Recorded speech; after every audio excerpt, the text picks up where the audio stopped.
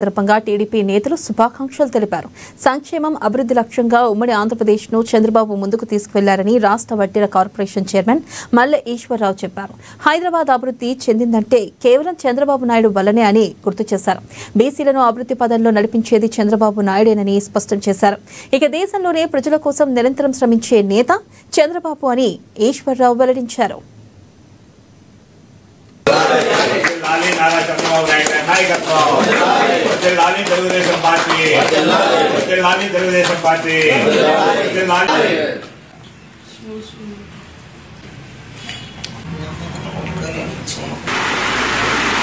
నమస్కారం.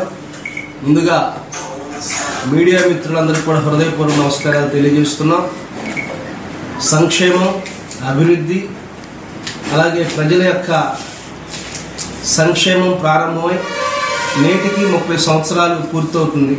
అది ఏంటంటే మన గౌరవ ముఖ్యమంత్రి వర్యులు మాన్యశ్రీ నారా చంద్రబాబు నాయుడు గారు మొట్టమొదటిగా ముఖ్యమంత్రిగా ప్రమాణ స్వీకారం చేసి ఇదే రోజున గౌరవ ముఖ్యమంత్రి వర్యులు 95లో ప్రమాణ స్వీకారం చేశారు రాష్ట్ర ముఖ్యమంత్రిగా ఉమ్మడి రాష్ట్రానికి.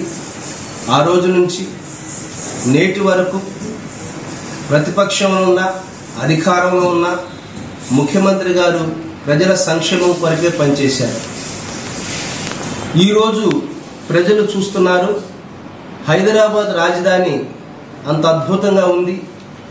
రాష్ట్ర వనరులు కూడా ప్రజల సంక్షేమానికి నిరంతరం అందుతున్నాయంటే అది గౌరవ ముఖ్యమంత్రి వర్యులు మాన్యశ్రీ నారా చంద్రబాబు నాయుడు గారే కారణం. మరి ఆ రోజు ముఖ్యమంత్రి గారు చంద్రబాబు నాయుడు గారు కొండలో గుట్టలో కలిగినటువంటి ఆ వినాయక